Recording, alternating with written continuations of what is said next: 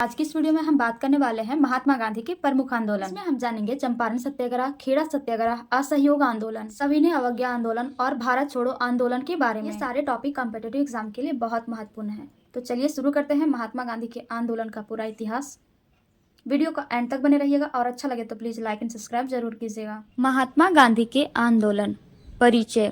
भारतीय स्वतंत्रता आंदोलन में महात्मा गांधी की भूमिका अत्यंत महत्वपूर्ण रही। उन्हें भारत का राष्ट्रपिता भी कहा जाता है। गांधी जी ने भारत को स्वतंत्र कराने के लिए अहिंसा और सत्याग्रह का मार्ग अपनाया। उन्होंने कई ऐसे आंदोलन शुरू किए जिनसे पूरे देश में स्वतंत्रता की भावना जागृत हुई। गांधी जी के प्रमुख आंदोलन थे चंपारण सत्याग्रह, खेड़ा सत्याग्रह, असहयोग आंदोलन, सविनय अवज्ञा आंदोलन और भारत छोड़ो आंदोलन। इन आंदोलनों ने भारतीय स्वतंत्रता संग्राम को नई दिशा दी। अब हम बात करते हैं चंपारण सत्याग्रह, जो 1917 ईस्वी में हुआ था। गांधी जी का भारत में पहला बड़ा आंदोलन चंपारण सत्याग्रह था। यह आंदोलन बिहार के चंपारण जिले में हुआ था। उस समय वहां के किसान अंग्रेजी नील किसानों के अत्याचार से बहुत परेशान थे। किसानों को जबरन नील की खेती करने के लिए मजबूर किया जाता था। इससे उनकी आर्थिक स्थिति बहुत खराब हो गई थी। जब गांधी जी को इस समस्या के बारे में पता चला तो वे चंपारण पहुंचे और किसानों की समस्याओं को समझा। गांधी जी ने शांतिपूर्ण तरीके से अंग्रेजों के खिलाफ आंदोलन शुरू किया। अंततः अंग्रेज किसानों की मांगे को मांगनी पड़ी। यह आंदोलन गांधी जी की पहली बड़ी सफलता योजना थी। अब हम बात करते हैं खेड़ा सत्याग्रह, जो कि 1918 ईस्वी में हुआ था। खेड़ा सत्याग्रह गुजरात के खेड़ा जिले में हुआ था। उस समय वहां अकाल पड़ा था और किसानों की फसल बर्बाद हो गई थी।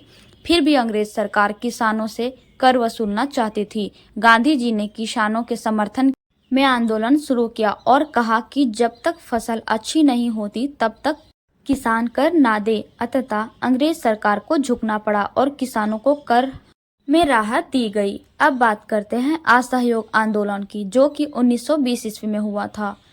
Non cooperation movement Gandhi ji का पहला राष्ट्रव्यापी आंदोलन था। इस आंदोलन का उद्देश्य था अंग्रेज सरकार के साथ किसी भी प्रकार का सहयोग न करना। लोगों से कहा गया था सरकारी नौकरी छोड़ दे, अंग्रेजी स्कूलों का बहिष्कार करे, विदेशी वस्तुओं का उपयोग न करे।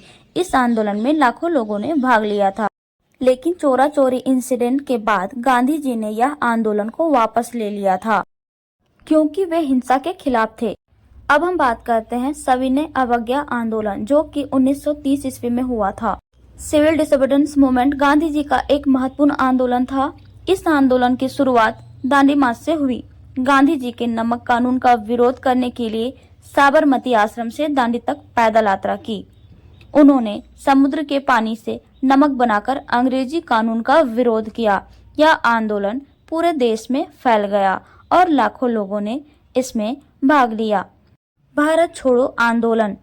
भारत छोड़ो आंदोलन भारतीय स्वतंत्रता संग्राम का सबसे महत्वपूर्ण आंदोलन था। यह आंदोलन 8 अगस्त 1942 को शुरू हुआ। गांधी जी ने इस आंदोलन में प्रसिद्ध नारा दिया, करो या मरो। इस आंदोलन में पूरे देश के लोग शामिल हो गए। अंग्रेजों ने इस आंदोलन को दबाने के लिए कई नेताओं को गिरफ्तार कर लिया, लेकिन आंदोलन पूरे देश में फैल चुका था। गांधी जी की विचारधारा। गांधी जी की विचारधारा के मुख्य सिद्धांत थे अहिंसा, सत्याग्रह, सत्य, समानता।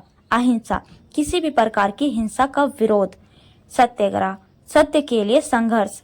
सत्य, हमेशा सच बोलना। समानता, सभी लोगों को समान अधिकार। इन सिद्धांतों ने न केवल भारत बल्कि पूरे विश्व को प्रभावित किया।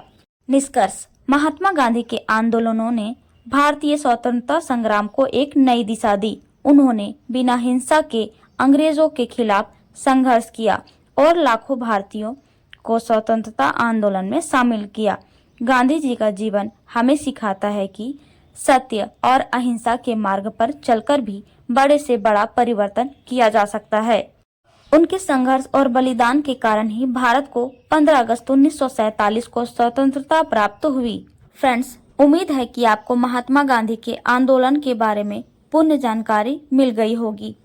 यदि आज का वीडियो आपको पसंद आया हो या थोड़ा सा भी आपके लिए हेल्पफुल लगा हो तो प्लीज़ लाइक करें, शेयर करें और हमारे चैनल को सब्सक्राइब जरूर करें। मिलते हैं नेक्स्ट वीडियो में एक महत्वपूर्ण टॉपिक के साथ। धन्यवाद।